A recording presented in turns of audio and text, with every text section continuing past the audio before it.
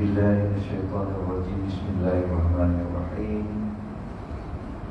إلى حضرة النبي مصطفى رسول الله صلى الله عليه وسلم وآله الكرام وأصحابه وحفظهم شيء لله منا لهم الفاتحة. أعوذ بالله من الشيطان الرجيم.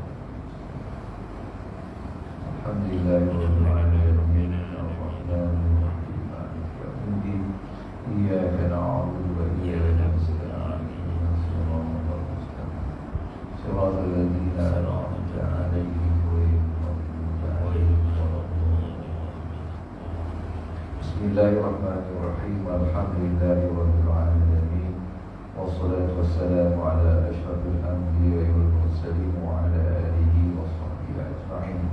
اللهم زدنا علما نافعا وقلبا خاشعا وعبادة متقبلا برحمتك يا أرحم الراحمين والحمد لله رب العالمين. السلام عليكم ورحمة الله وبركاته. الحمد لله. أشهد أن لا إله إلا الله وأشهد أن محمدا عبده ورسوله. اللهم صل على سيدنا محمد وعلى آله وأصحابه ومن دعا بدعوته إلى يوم القيامة لا ريب فيه. سبحانك لا علم لنا إلا ما علمتنا إنك أنت العليم الحكيم ولا حول ولا قوة إلا بالله العلي العظيم. اشرح لي صدري ويسر لي أمري والعقدة من لساني يفقهوا قولي رب يسر ولا تعسر يا كريم برحمتك يا أرحم الراحمين. رضينا بالله ربا وبالإسلام دينا وبمحمد صلى الله عليه وسلم نبيا ورسولا. Alhamdulillah, syukur kita kepada Allah Subhanahu wa taala pada pagi ini kita dapat bersama-sama melihat tafsir daripada yang kita baca selama ini. Pagi ini kita tengok pada ayat yang ke-21 kalau saya tak silap lah. Ya. Bismillahirrahmanirrahim. Wa kadzalika a'tharna 'alaihim liya'lamu anna wa'dallahi haqq wa anna as-sa'ata la raiba fiha. Begitu. Yang bermaksud dia kata, dan demikian pula kami pertemukan ini manusia. Kami ini yakni Allah. Demikianlah yakni Allah akan pertemukan manusia ni yang mereka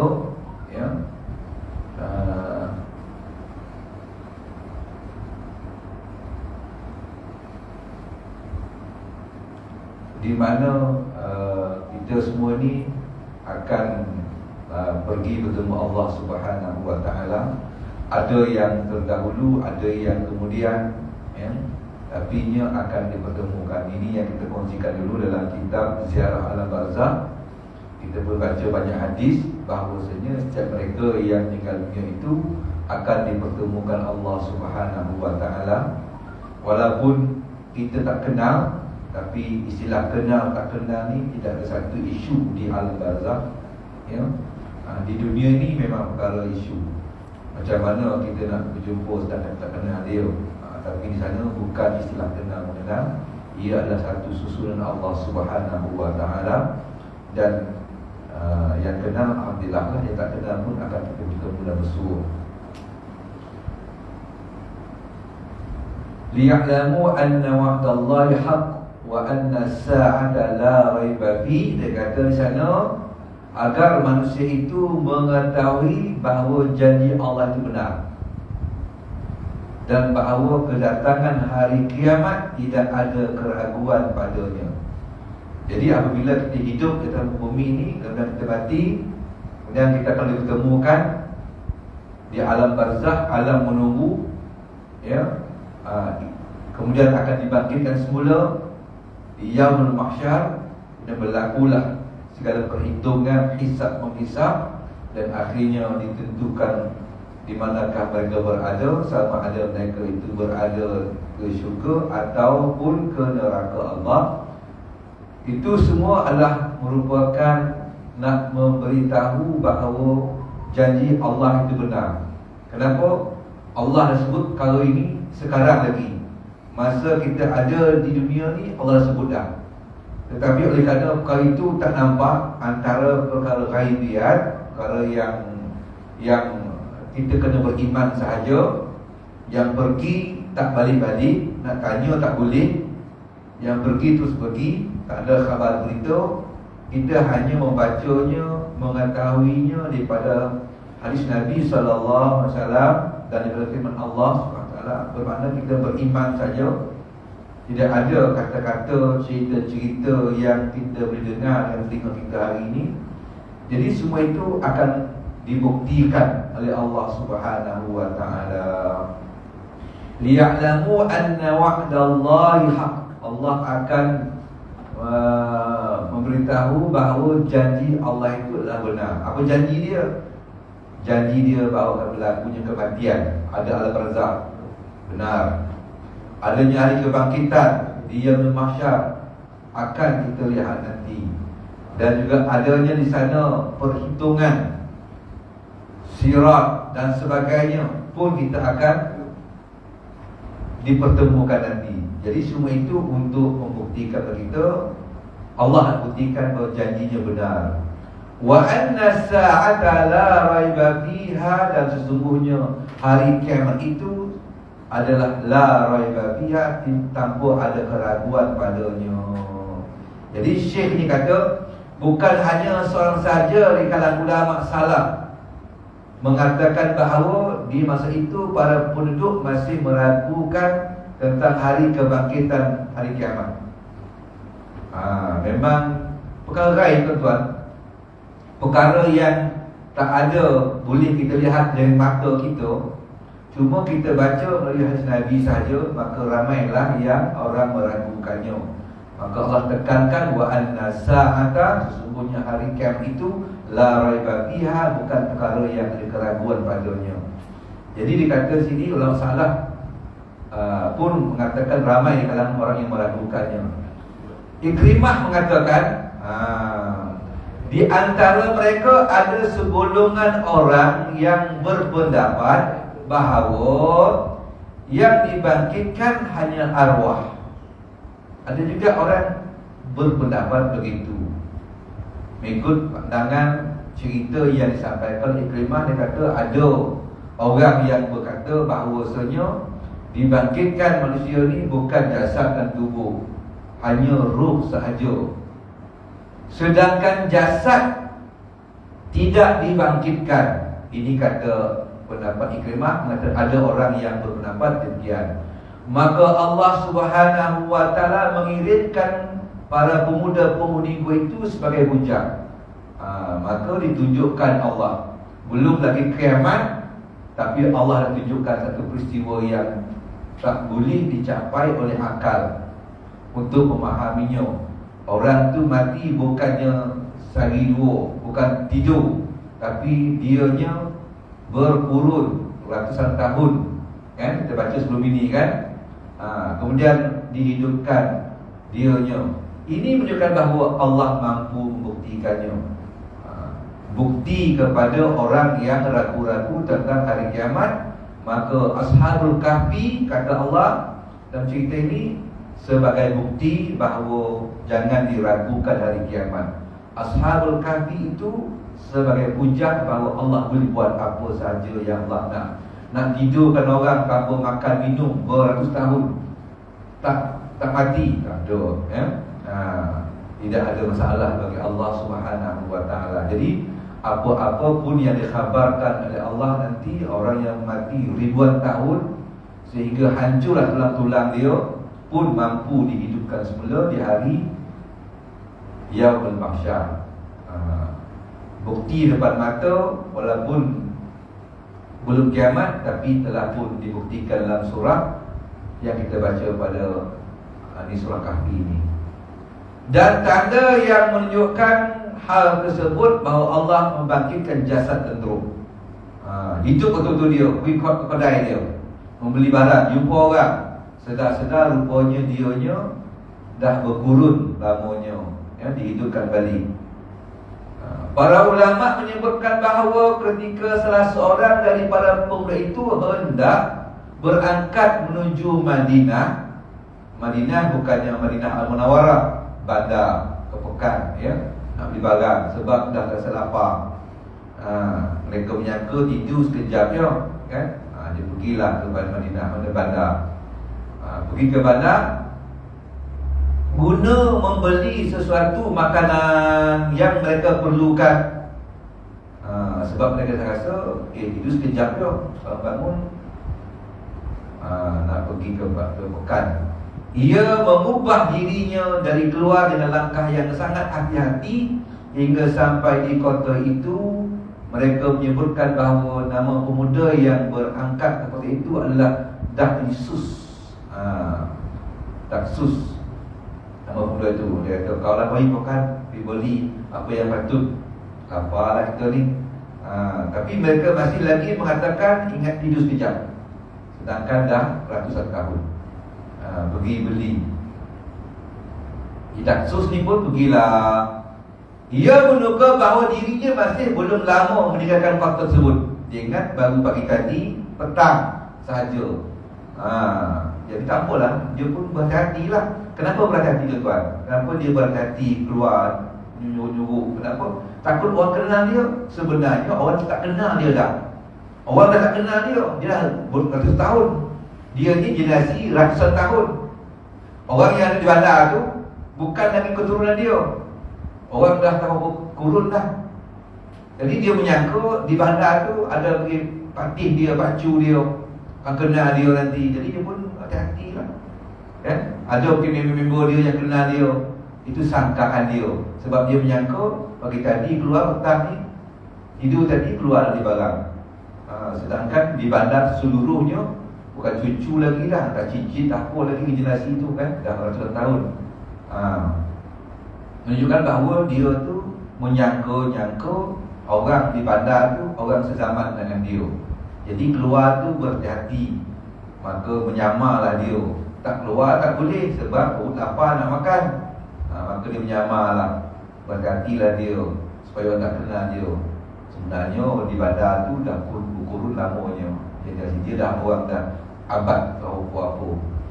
Dia pun juga bahawa dirinya masih belum lama meninggalkan kota tersebut. Padahal penduduk kota itu telah berganti generasi demi generasi. Kan? Macam tuan lah, tuan pergi dia bercerita boleh tuan cerita. Cerita dia masuk kes polis lah. Tapi lucu juga. Saya pun risau sebab ada kaitan keluarga. Waktu nak maghrib, dia nampak suami dia duduk depan rumah tu, jalan pakai seluar je lah, seluar jean dia, tanpa baju, sokong penuh zabon. Sampai itu sampai maghrib dah masuk, sampai pukul 8, 9 masuk. Mana abang kau dia? Tadi ada luar tu nampak, masuk lah. Tapi tengok tak ada. Jadi dia masih lagi baik bersangka lah. Agak jumpa kawan ni, lalu motor je, naik motor pergi ke mana, biar dan pukul 10 malam. Mana abang kau ni mengayau kawan ni. Dah pukul 1 dah risau lah. Sebab 1 tu benda luar biasa, kan? Di kampung ni, kalau 1 bandar tu mungkinlah di kampung ni, 1 ni dia pula call lah orang tu, call orang ni. Kawan yang dianggap mungkin rumah orang ikut, rumah orang ikut, tak ada. Akhirnya saya pagi pun tak ada, sampai subuh pun tak ada juga, tak balik, kan? Akhirnya dia buat polis. Polis pun ambil kes, kan? Kes mana? Jadi seminggu tu tak hilang. Bongo datang, orang kampung semua cari, Jepang semua datang mencari, kan? Awang turun. Apa ni, takut disuruh ke hantu, kan? Lepas tu maghrib tidur luar tu. Jadi sibuklah mencari. Saya pun dihubungilah, tolong doakan, sebab keluarga kan, tolong doakan, saya pun doakanlah ini. Tapi hati saya berkata, yo kok tak ada kes keluarga, bahkan merajuk kan. Tak apalah, kita doa semua tu. Lepas tu orang pun berkampung buat baca Yasin di masjid. Saya pun kata minta maaf lah tak dapat bersama sebab ada hal saya kata. Tapi adalah keluarga adik-adik saya ketika Pak Allah yang pun balik ke kampung baca Yasin di masjid sebab orang baca Yasin hari ni. Sibuk ni adik-adik masih ada, keluarga saya semua tak ada. Jadi situ sampailah seminggu bawa datang masjid semua. YB pun turun lah. Itu tak apa lah, rupanya dia menjuruk kawan dia. Kawan dia pakai kawan dia ada sikit lah kisah suami isteri tu kan. Lepas tu dia pun nyuruh kawan dia kau sebut dia. Jadi kau suruh lah. Jadi dalam pengalaman adik saya seorang, adik saya kata dia ni kawan baik, dia dua orang kawan baik. Adik saya perasan. Tapi dia ni sama je. Biasa dia kalau kawan baik, beria mencari. Dia tak pergi motong oleh apa, tak kisah. Tak comel, nampak relax je. Jadi saya kata, dia bunuh saya. Lah, dia kata, dia ni kawan baik waktu dia ni. Tapi dia dah relax je. Saya kata, betul pun ni lah, dia bersiasat dia. Tak adalah pasal kat tu. Okey. Rupa betul tuan-tuan, dia punya kata ada suruh tu. Suruh kan. Jadi maknanya nak cerita sekali tadi, dia menyuruh seminggu lamanya. Tak apalah seminggu masih lagi generasi kampung tu orang tu lagi.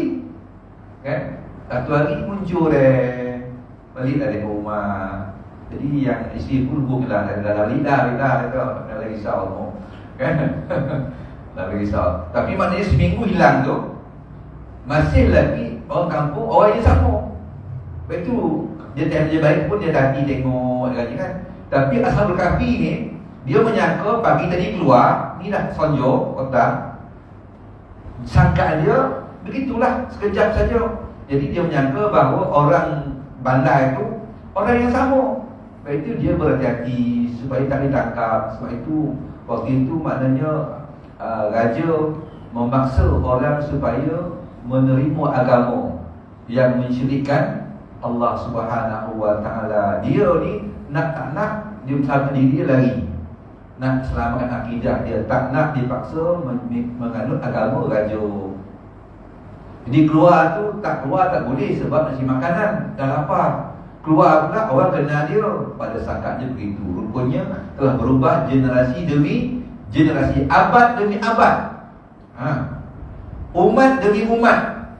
Serta semua keadaan negeri telah berubah, semuanya dengan para penduduknya dan juga bangunan-bangunan dah berubah lah. Dia pun heran agaknya. Mana kau dah cik dulu? Dia cik ni jual canai ke sini. Dah tak ada orang dah. Tuan kan? Itu sangat kita dulu cik ni kau dah ada kan? Saya lah tuan. Saya pergi, saya kecil bergunting kedai gunting India. Memang berganti atuk dia, ayat tu sekali dia pula, sekali dia pula lagi anak dia pula. Generasi tu. Tapi saya pergi dia kira tak berdaya dia. Tak berubah tak. Maknanya kedai cuma bangunan berubah lah. Tapi jadi maknanya berdiri tu kedai tu masyhur. Kedai Mak Penting tu tak berubah kan? Tapi yang ni dah berubah jauh. Dah berubah jauh. Sebab itu dia kata seperti yang pernah ditulis seorang penyair, amma dayaru fa annaha kiryar yarihim wa ara rijal hayya ghaira rijal. Mana dia kata adapun tempat-tempat tinggal mereka sama dengan tempat-tempat tinggal mereka di masa lalu.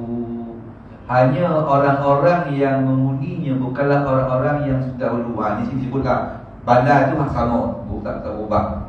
Bandar itu tetap sama, tak berubah. Cuma yang berubah hanya orang penghuninya saja.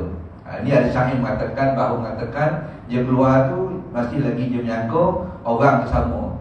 Sebab bandarnya keadaan bandar sama, tak berubah pun. tapi orangnya sahaja yang berubah. Namun kalau ikut kepada hukum adat ratusan tahun biasanya bangunan tak sampai begitu, akan berubah-ubah lah, ya? Maka ia tidak melihat sesuatu pun dari tanda-tanda kota itu yang telah dikenalnya. Berubah, kan? Dia beri kota, bandar tengok tak satu pun kota ini.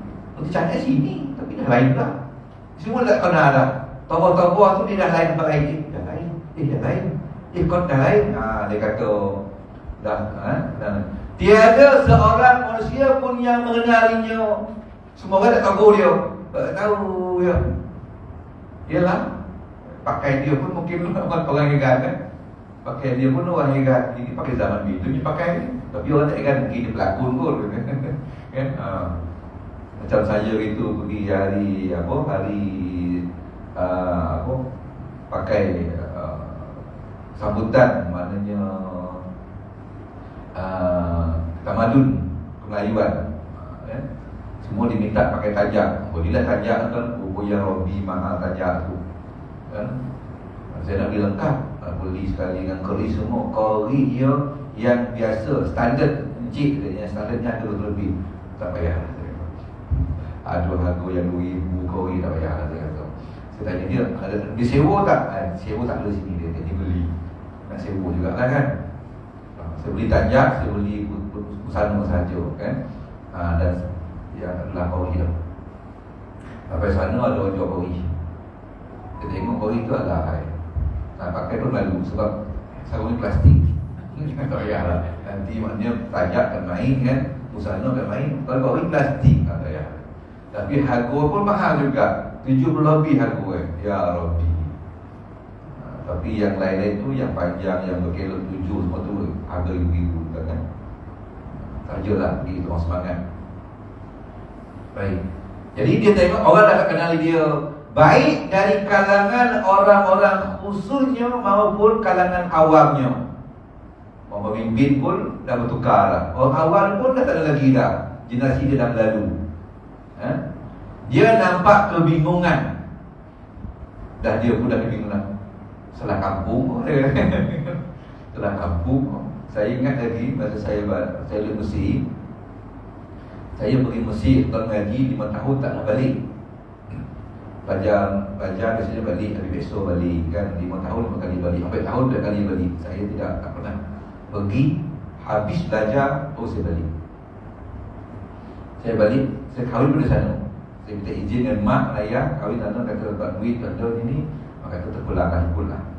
Belah perempuan saya, mak mentua pun alhamdulillah diizinkan. Dia kata belum pernah lagi anak darunya kahwin luar negara, tapi dia kata yang ini tak apalah, dia kata diizinkanlah. Alhamdulillah kahwin saya di luar negara, kan. Yang mewakilkan wali, kawan jadi wakil wali. Lepas saya balik tu, saya balik ke Kelantan dulu. Saya balik ke Kelantan, lepas tu Pak kata lihat sini dulu, sebab dia nak juga jumpa. Pergi kampung saya di Bayan. Kemudian saya pun dah duduk seminggu di Kelantan, baliklah ke Bayan. Dia ada kereta, untuk ada kereta. Pergi sebuah kereta. Bila masuk Bayan tu, mungkin tuan-tuan ada yang masuk Bayan kan. Bayan, dia tak masuk Bayan tu jalan kecil. Jalan kalau kereta selisih, kalau kita berkilo, kita berkilo. Ambil saya tu, dia ambil sikit somak, dia ambil somak. Tengok pula yang sana orang sana topik tak? Jadi okey, betul tu. Pasal belakang setiap merah tu tak lebih.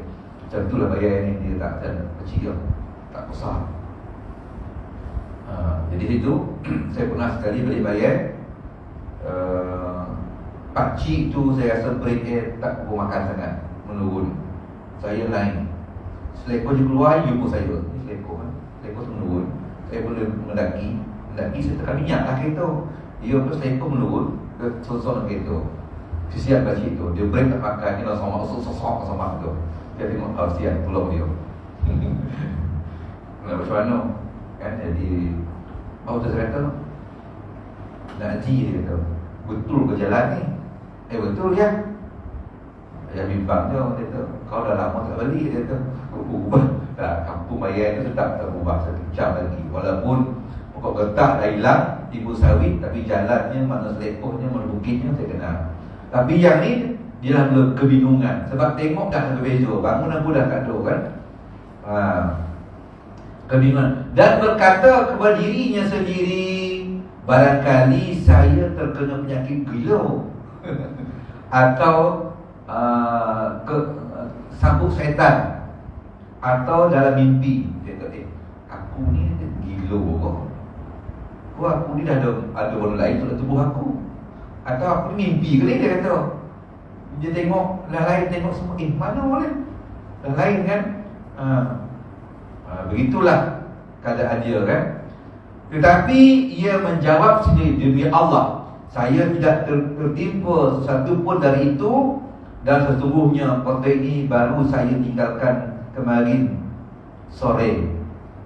Petang malam tinggalkan, dia tidur malam tadi, pagi ni keluar, dia kata dia nak matahari cerah, matahari naik, pintu cahaya masuk pintu, kena dia sedar kan, dia pun keluar. Dia kata petang malam buat aku tinggalkan kampung ni, pagi ni keluar, dah lain. Tetapi keadaannya bukan seperti sekarang ni, dia kata. Malam dia keluar, pagi ni dia keluar, malam dia masuk gua, pagi ni dia keluar, tengok berubah pula dah.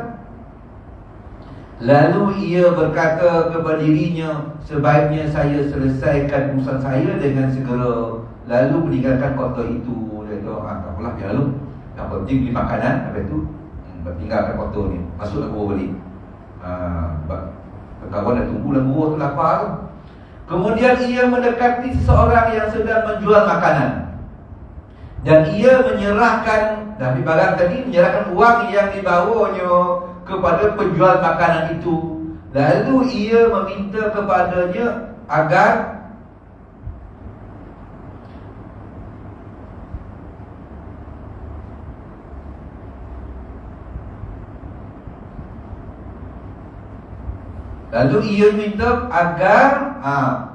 menukarnya dengan makanan. Tetapi ketika penjual makan itu melihat mata wang yang diberikannya, heran. Juru pun heran dan tidak mahu menerimanya duit tersebut. Maka ia berikan wang itu kepada pembeli tadi, pada tetangganya yang juga menjual makanan. Dia tunjuk pada kawan-kawan dia. Hingga akhirnya mata wang itu berkeliling di antara para penjual makanan, dan mereka mengatakan, barangkali orang ini telah menemukan harta karun yang terpendam. Kunjung dengan kawan lain pun, dia kata, ni bukan duit kita ni, dah lama, duit lama ni, zaman bila ni duit ni. Maka kata, orang nak ni buat karun ni. Mereka bertanya kepadanya tentang orang yang membeli tadi, orang guru yang keluar tadi, tanya, kau ni siapa? Jangan, berasal dari mana? Mana kau ambil duit ini? Barangkali ia menemukan harta karun, dan siapakah sebenarnya dia ni? Ia menjawab, saya berasal dari kampung ni lah, di Pekan Seri, dia kata. Dan saya baru meninggalkan kota ini petang semalam. Sedangkan yang menjadi raja kota ini adalah Daklan News. Dah berubah pemimpin, dah berubah dah, bukan orang dulu lagi dah. Mereka menilainya sebagai gila. Dia orang pun tak kisah no, gila tu dia tu. Dia orang nak duit pun. Akhirnya mereka membawanya ke hadapan penguasa kota dan pemimpin mereka. Ambil orang tadi bawa dia pemimpin.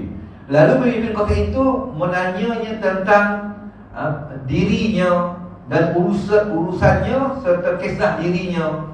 Kerana si pemerintah merasa bingung dengan keadaan yang sekarang orang yang ditanya itu. Orang kampung pun kan, tak kenal siapa dia ni, tanya usul asal macam tu. Setelah pemuda itu menceritakan semuanya, maka raja beserta penduduk kota itu ikut bersama-samanya ke gua tersebut. Gua sebut kan, itu gua tu ramai, raja pun bersama. Baik. Setelah sampai di mulut gua, pemuda itu berkata kepada mereka, biarkan aku masuk dulu untuk memberitahu kepada teman-teman aku Kalau sini dulu, aku nak masuk dulu, tahu dia kan terpajak dia kan. Menurut satu pendapat, mereka tidak mengetahui pemuda itu setelah masuk ke dalam gua. Dari ada pendapat kata tak tahu mana pemuda ni dah masuk dia dah, tak tahu pun masuk. Ada yang kata macam tu. Ada kata dulu sini dulu, saya masuk dulu. Saya masuk, Nabi kata kawan saya, tuan-tuan nak masuk dalam gua ni, jangan terus masuk. Ada dua pendapat kan. Yang pertama, dia tak izin, tuan-tuan duduk sini dulu, saya masuk dulu, beritahu kawan. Ada pendapat kata tak, dia tengok dah, dia dah masuk dah. Ada dua pendapat. Baik. Menurut pendapat yang lainnya lagi, tidak begitu. Bahkan mereka masuk menemui para pemuda itu dan lihat mereka lain tak kata tak, masuk sama-sama, semua jumpa dalam kolam tu, ya. Serta raja menyalami pemuda-pemudi gua itu, salam-salam semua.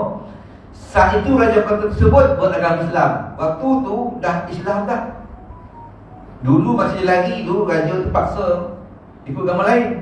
Dia tak nak, dia lari masuk dalam gua. Tapi waktu keluar simpan makanan dan datang balik, waktu tu raja Islam. Salam. Dia dah budaya, dia dah lain, dah Islam.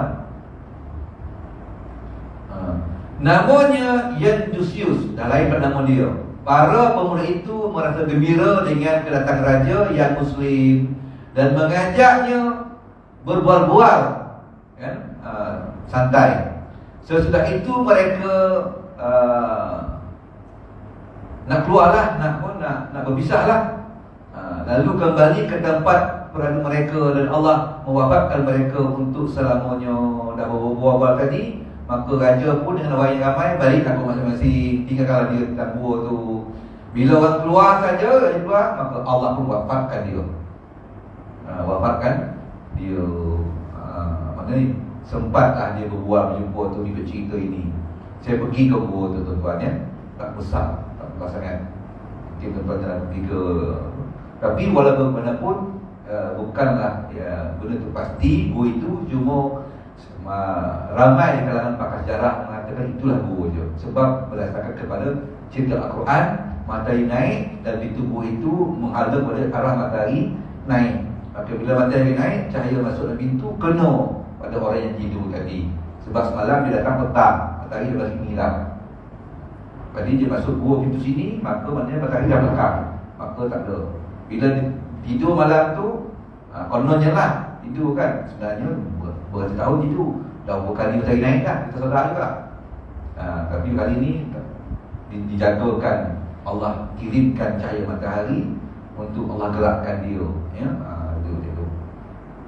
Jadi begitulah cerita dia, ya. Dan Islam dah. Sedangkan hidup berapa tahun. Qatadah mengatakan, ini salah nampak ulama lagi, kalangan muhaddisin. Qatadah mengatakan bahawa Ibnu Abbas berangkat berperang bersama dengan Habib Ibnu Maslamah.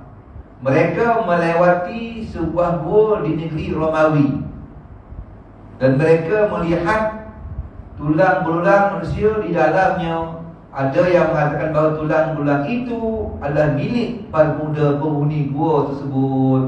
Maka Ibnu Abbas mengatakan, Ibnu Abbas ni adalah seorang ulama tafsir, kalangan para sahabat yang cukup tajam dia punya tafsiran dia, sehingga ramai ulama-ulama para sahabat akan merujuk tafsiran Ibnu Abbas, ya. Maka di sini Ibnu Abbas mengatakan bahawasanya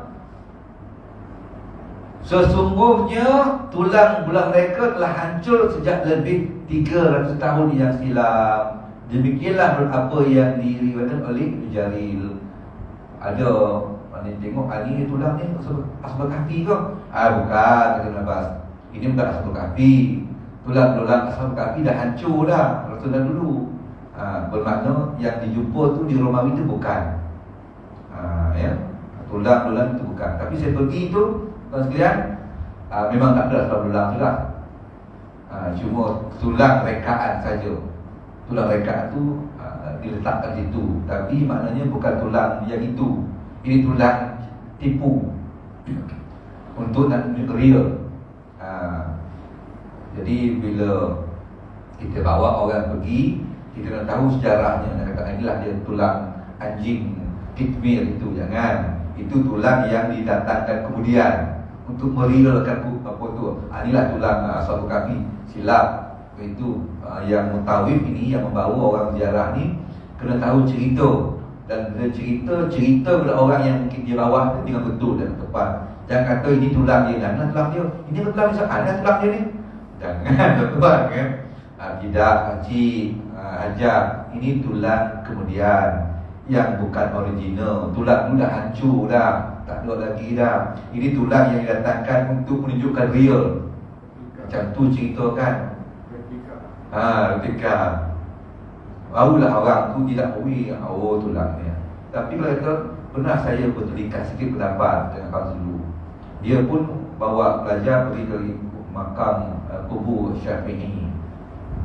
Saya pun bawa juga. Sebab kita pelajar besi di Malaysia ke sini banyak berjarak. Bila dia ibu ayah datang, kita sokong menolongnya.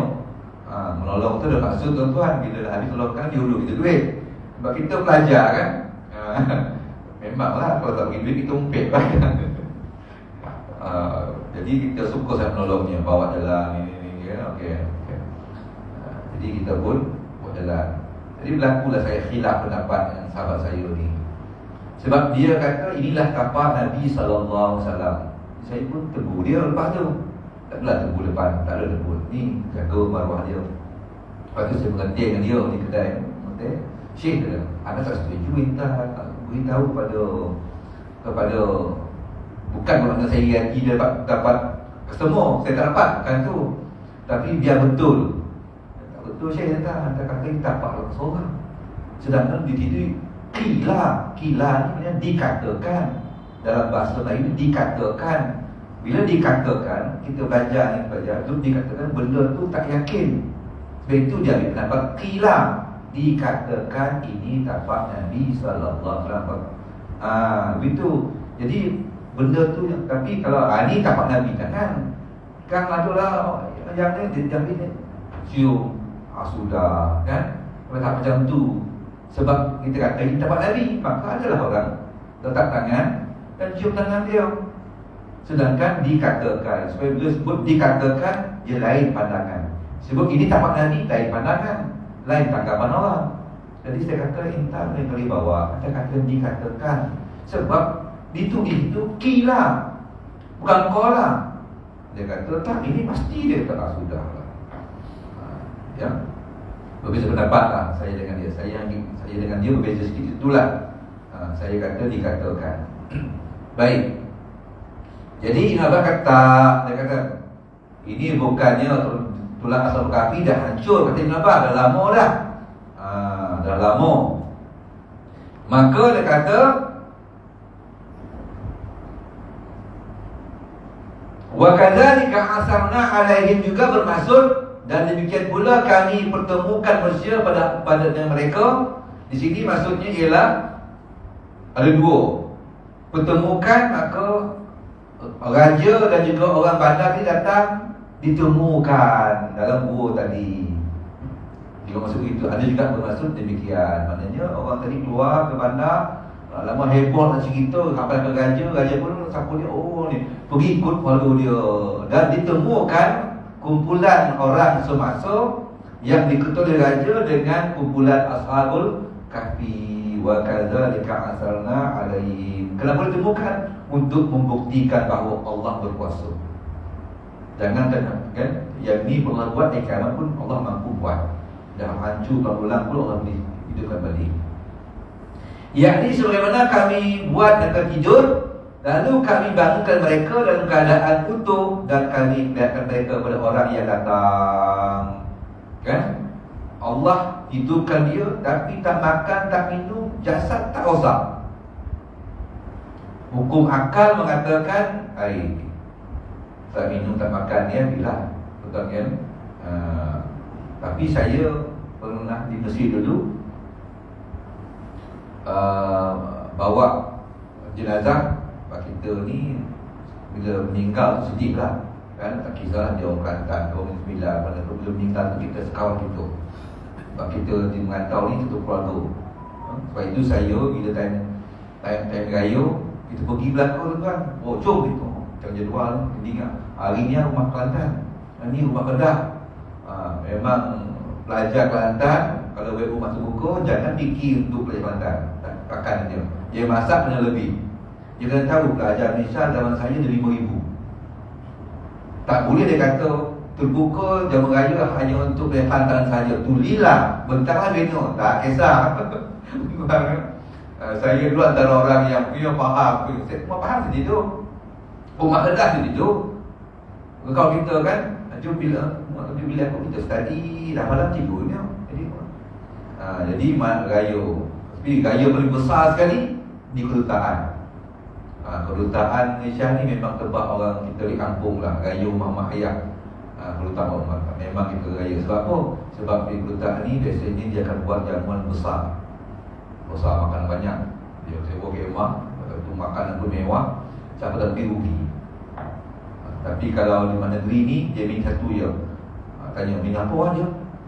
Dia minum sup. Okey, minum sup. Dia apa? Dia masak nasi impit. Masak nasi. Tapi nasi cara tak sama dengan kita. Baik. Jadi mana ditemukan antara orang yang datang wa kadzalika asarna alaihim, demikianlah kami pertemukan sesama mereka antara raja yang Islam tadi bersama orang kampung ditemukan dengan Ashabul Kahfi. Bila dia balik ke rumah maka mereka pun diwafatkan. Baik.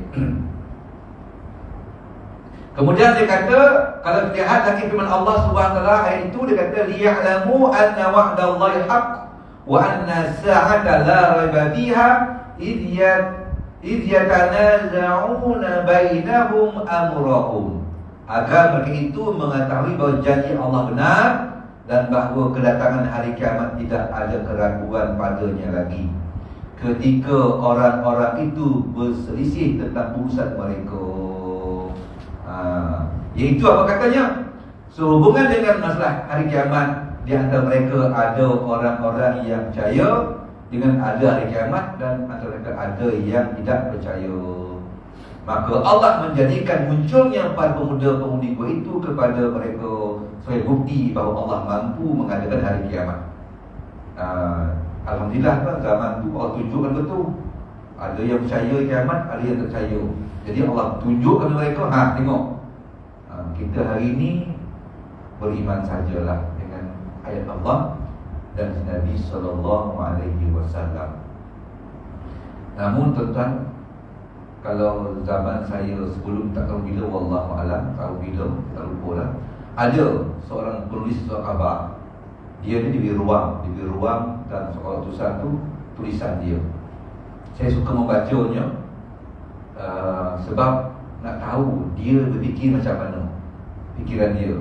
Kita nak tahu orang ni, kalau dia penulis senang. Kalau dia bukan penulis susah, sebab kita kena berhidup dengan dia, berkawan dengan dia, bertemu dia macam ni rupa orang dia. Tapi kalau penulis senang, kita baca tulisan dia, kena berapa banyak kita dia ni macam ni. Jadi dia ni mempersoalkan dan tulisan dia kata, apakah benar berlakunya penyiksaan di dalam alam barzakh. Dia tak nak alam barzakh, dia percaya alam barzakh. Orang Islam, tapi dia agak liberal sikit. Bagi saya dia liberal lah, sebab banyak benda nak hubungan akal. Jadi saya baca tulisan itu, banyak benda dia ukur dengan akal. Sedangkan bab dah masuk dalam barzakh ni, bab tu bab ghaibiyat. Bila bab ghaibiyat, dia iman, bukan boleh ukur dengan akal. Yang you nak bawa hidup alam barzakh, hidup akhirat yang mahsyar, hari perhitungan dengan akal, tak boleh lagi dah. Sebab benda tu dah masuk tahap akal begitu. Ceritanya di sini akal sampai, jadi kita beriman saja. Bila masuk lubang kubur, cerita alam barzakh. Jangan you nak ikut dengan akal. Dia kata, betulkah adanya penyiksaan kubur? Sedangkan dia kata, cuba kita tengok, dia kata Allah itu maha adil. Okey, bagi saya setuju, Allah maha adil, betul. Maknanya dia, pandangan dia tu betul lah pada menilai Allah Mahdi itu. Tetapi dia kata tidaklah dengan sifat Maha Adil Allah itu berlaku kezaliman. Yang ni saya baca, ini yang benda lain. Sebab orang yang mati dahulu kena seksa dengan orang yang mati kemudian, sedangkan kesalahannya sama, orang ni lama kena seksa, orang ni sejak seksa, dia kata tiba-tiba hari kiamat. Jadi adil tidak berlaku di situ. Maka menafikan keadilan Allah, dia kata. Pula dah dia dah mula bawa siksa kubur tu mengikut nilai neraca adil kepala dia. Orang yang dulu mati kena seksa dengan orang yang mati lagi baru nak kiamat, dia mati kena seksa juga. Dia kena seksa dah kiamat. Yang ni dulu lagi nak seksa orang. Yang tu tak boleh lah tuan. Dah mula sedangkan yang you bincang ini bukan dunia. Yang you bincang ini alam barzah. Alam barzah, alam ghaibiyat. Bila alam ghaibiyat, you jangan pakai akal. Akal ini gunanya di sini. Bila cerita ghaibiyat, you kena pegang Al-Quran, you pegang hadis Nabi SAW. Nabi berjalan, kemudian berhenti dia. Nabi ambil pelepah kamar yang basah, letakkan di kubur. Hadis sahih. Maka Nabi kata, selagi mana pelepah kamar ini basah, itulah dia akan ringan siksa kuburnya. Ada lah siksa kubur mengikut hadis Nabi. You kata tak ada, you nak pegang mana? You nak berakal you ke nak pegang hadis? Ni golongan ni bahaya tuan-tuan. Tapi diberi ruang dia dalam sahabat hadisnya. Bila diberi ruang sahabat, orang membaca, ramailah pengaruh meragui.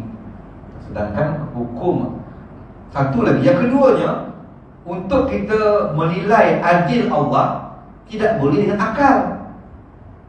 Tak boleh kita nak menilai maha adilnya Allah dengan akal. Tak boleh. Sebab maha adil itu terlalu hebat, akal kita rendah.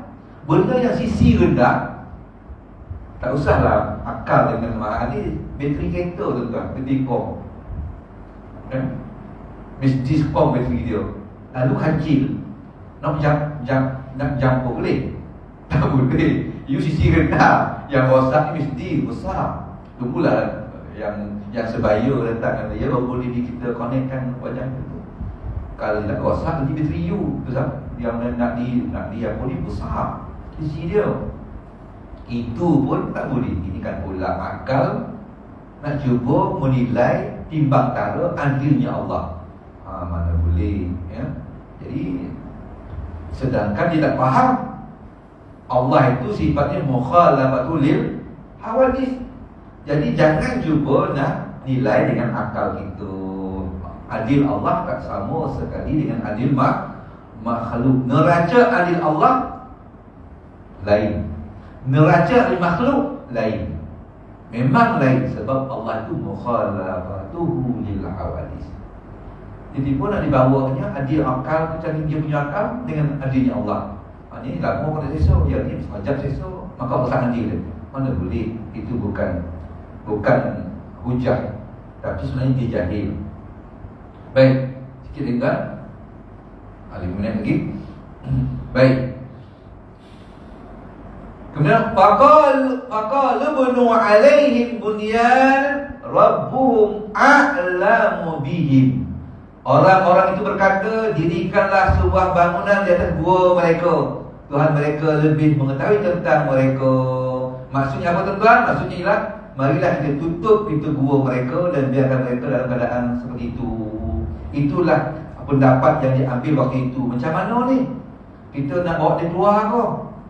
Nak jadikan dia cari lubang kubur, nak digali, tanamkan dia ke? Macam mana? Maka di situ faqala bunu alaihim bunyana rabbuhum a'lamu bihim. Kata ulama tadi, tak payah kita tutup dia gua ni, Allah lebih tahu lagi lah. Apa yang berlaku ni kerana Allah, kuasa Allah, biarkan. Lepas itu gua tu kekal kan, jenazah pun tak dibawa keluar dan dia dikebumikan di tempat lain. Itu pendapat waktu itu ya. Baik. Maka qala alladziina ghalabu ala amrihim nattakhidanna 'alaihim masjidah. Orang-orang yang berkuasa atas khususan mereka berkata, sesungguhnya kami akan mendirikan sebuah rumah peribadatan di atasnya. Ibnu Jarir mengatakan dua pendapat sehubungan dengan hal ini. Salah satunya mengatakan bahawa sebahagian dari mereka adalah orang-orang Muslim. Pendapat yang lainnya mengatakan sebahagian dari mereka adalah orang musyrik. Hanya Allah yang lebih mengetahui sebenarnya. Maka lahirlah ayat menunjuk bahawa orang-orang mengatakan demikian adalah para penguasa yang berpengaruh di kalangan mereka. Akan tetapi terpujikah perbuatan mereka itu untuk menjawab pertanyaan itu. Jadi maknanya berlaku salah khilaf di kalangan pendapat, ya. Maka dia kata adanya pertimbangan yang mendalam, mengingat Nabi bersabda, la'anallahu al-yahud wan nasara ittakhazu qubur anbiya'ihim wa salihihim masajida. Ini hadis Nabi yang bermaksud dia kata, semoga Allah melaknat orang-orang Yahudi dan orang Nasrani kerana mereka menjadikan kuburan Nabi-Nabi dan orang-orang saleh mereka sebagai tempat peribadatan. Sebab tadi ada kata tak apalah kita bina bangunan ni tutup, maksudnya tutup pintu kubur. So kata membina bangunan artinya buat rumah ibadat atas gua tu. Jadi ada dua pendapat. Mana satu betul? Ada kata pendapat katakan bahawasanya maksud di ayat ini tutup pintu gua dan musik. Tak perlu keluarkan jenazah untuk dikebumi tempat lain. Biar itu Allah lebih tahu lagi. Rabbul a'lamu bihim. Tuhan mereka lebih tahu tentang mereka lagi. Pendapat kedua mengatakan tak. Orang tu ada situ tapi dibina rumah ibadat itu. Yang ini pendapat ini mengatakan bahawa ada sekumpulan orang yang berislam nak jadi tempat itu tempat ibadat. Biasa tuan orang India ni kan, tengok pokok kagum sikit mula dah. Jadi pasarnya apa? Di pasarnya kain kuning kan. Tengok kusut dah. Dia tengok kat asal kaki ni pelik, dah mula nak buat dah. Ada yang segitu. Maka Nabi menjelaskan Allah Subhanahu wa taala melaknat orang Yahudi dan Nasrani kerana mereka menjadikan kuburan para nabi dan para saleh sebagai tempat ibadat. Kagum dengan Nabi, kagum dengan saleh sampai jadi tempat ibadat, tak ada. Itu perangai orang Yahudi, perangai orang Nasrani. Islam tidak. Jadi itulah perbezaan pendapat tadi. Telah diriwayatkan pula kepada kami dan dari Amirul Mukminin Sayyidina Umar Al-Khattab bahawa ketika ia menjumpai kubur Nabi Daniel di masa pemerintahannya di Iraq, zaman Sayyidina Umar di jadi Mukminin, berlaku penguasaan ni, jumpalah kubur Nabi Daniel. Sayyidina Umar jumpa kubur Nabi Daniel di Iraq. Maka ia memerintahkan agar kubur itu disembunyikan dari orang ramai. Jangan beritahu orang. Disembunyikan. Kenapa? Pemerintah bertanggungjawab menjaga akidah.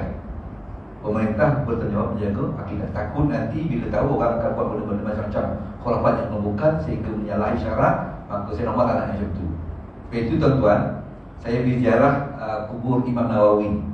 Kitab yang kita baca hadis 40 kan, hadis Ibrahim Al-Rahim dalamnya kitab lain. Imam Nawawi saya ziarah imam kuburnya di Nawa. Nawa ni kawasan di Syria. Ini dah hancur lah, tak apa lagi lah, hancur. Zaman tu saya pergi tengok makam kubur Amir Mu'minin Umar bin Aziz. Saya pergi tengok kubur maknanya Hafiz Ibn Hajar Al-Asqalani, ulama hadis. Saya pergi ziarah kubur Bilal Rabah di Syria, dan juga saya ziarah kubur Imam Nawawi, ya, di Nawa. Nawa satu tempat dia lahir itu, dia belajar itu dan dia mengajar itu dan meninggal di Nawa. Ini kubur dia, tunggu pokok tu atas kubur dia betul. Saya baca sejarah, tapi waktu sampai itu kubur tu daun dah tak ada lagi, dia ranting je tinggal, pokok daun dah habis. Jadi daun itu buat belakang dia, macam kita ada buat belakang kan, daun depan belakang, ada buat belakang ni. Bila ada siri ke apa-apa, tu tertulis la ilaha illallah. Buat dia timbul, buat tu membentuk la ilaha illallah. Maka ramai orang ambil laut tu buat tangkal. Maka ulama di Syariah ni kuat ulama Sunni, walaupun pemerintahnya Syiah, tapi ulama Sunni ramai. Nak menjaga khurafat yang bukan ni, maka disuntik laut tu, pokok tu dan dimatikan. Pokok disuntik, dimatikan, buru laut tu dan dibakar daun, tinggal ranting saja. Saya sampai di Jalan Kebun Nawawi, jadi tengok pokok saja, daun dah habis tuan, daun dah mati. Tetapi rekahan pokok, yang ni saya ambil, saya kamera saya tu simpan dalam WhatsApp, hilang nampak tu. Rekahan pokok itu, pokok tu merekah batu, semua rekah kan. Rekahan tu terbentuklah beberapa tempat, bukan semua lah, ada beberapa tempat clear betul la ilaha illallah. Pokok tu merekah, pertama tu merekah tu kan, terbentuk la ilaha illallah. Saya ambil gambar, maaf saya ambil gambar dan saya simpan ini. Tujuan saya nak cerita dengan orang kampung nanti, tuan-tuan ni ayat lah, tak sampai hilang dah tu. Allah jaga. Saya simpan kan, saya kata ni baca ceramah saya, simpan sesuatu hilang. Maksud tak dapat cerita itu lah. Allah jaga juga rupanya. Sampai saya kekal menunjukkan kepada orang Malaysia kedarakah pokok itu yang kalimah la ilah. Ada 3 tempat, 4 tempat saya ambil. Memang clear betul. Saya zoom, pakai gambar, simpan dalam laptop.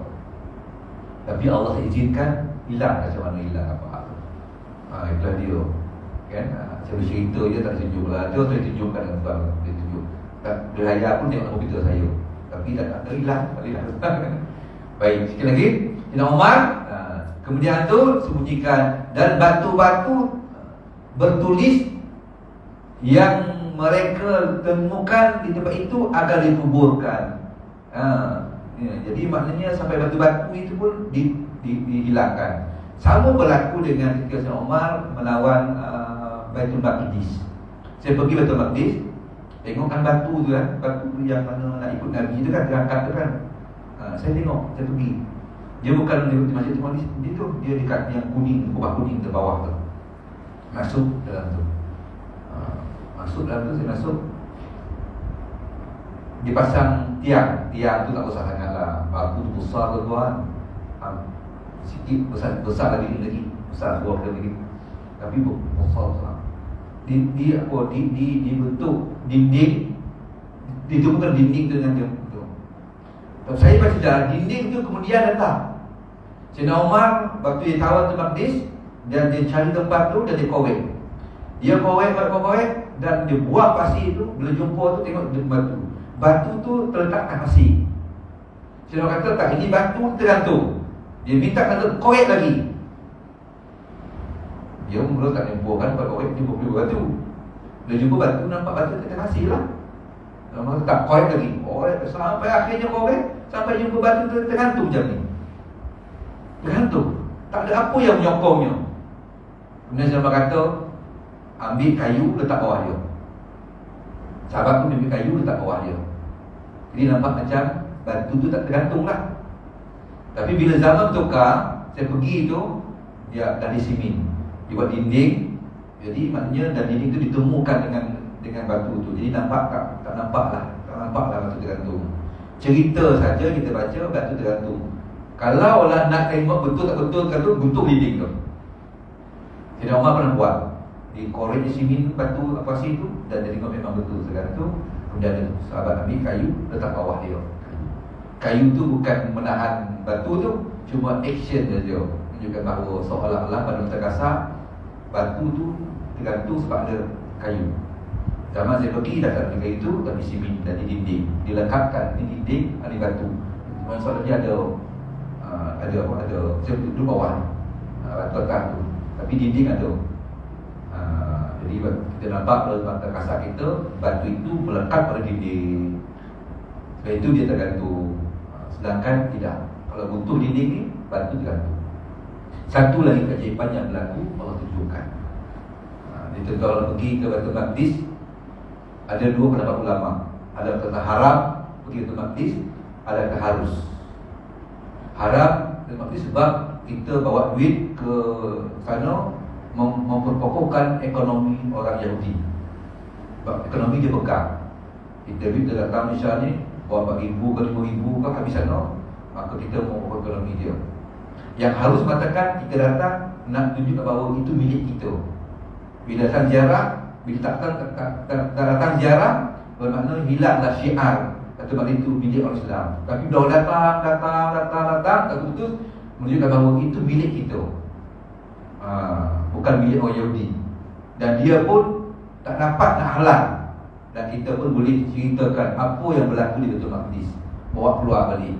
Tapi bila orang tak datang, apa yang berlaku di Baitul Maqdis tak dapat keluar. Jadi saya pun pergi tu, kebetulan sikit buat bantuan, pergilah pergi bantuan. Direct, bantu tu direct kepada Baitul Maqdis lah. Jadi ada pendapat. Kalau tanya fatwa, itulah pendapat dia. Ada yang kata haram pergi, ada yang kata harus pergi. Lihatlah kepada apa yang tuan punya maqasid atau gunawan itu tuan. Ya. Saya pergi tu memang saya tak shopping tuan. Saya tak shopping. Saya shopping waktu nak balik tu saya beli buah je. Saya beli buah je. Orang tanya, Ustaz tak beli Ustaz? Saya kata, oh saya dah biasa benda ni. Tapi saya tak beritahu dia, saya tak nak beli, saya tak nak. Dah sekali tu, okey, sekali dia kata kita lepas ni singgah di buah, lepas tu kita ke airport, saya beli buah. Saya beli buah, lebih kurang ni dari Malaysia, lebih kurang dalam RM70 itulah, saya beli buah. Balik. Itu saja yang saya beli tuan. Sebab apa? Sebab saya melihat ada pendapat tadi, saya nak jaga betul, nak pergi sebab bantuan dan kita menolongnya dan syiar. Tapi janganlah beri orang beli sebab memperkuat ekonomi Yahudi. Jadi saya makan memang makanlah, jangan pula tak makan tuan ya. Jadi hotel memanglah menginap. Tapi shopping memang saya tak shopping. Saya tak beli pun apa-apa, kecuali buah saja saya beli. Ada kawan saya kata, "Cik, entah dia awal lagi tak beli, entah dia lepak ya." Tak apalah, kita tak belilah, malah lah benda semua dekat Malaysia saya kata. Sebab dia tak nak duit kita terjaga.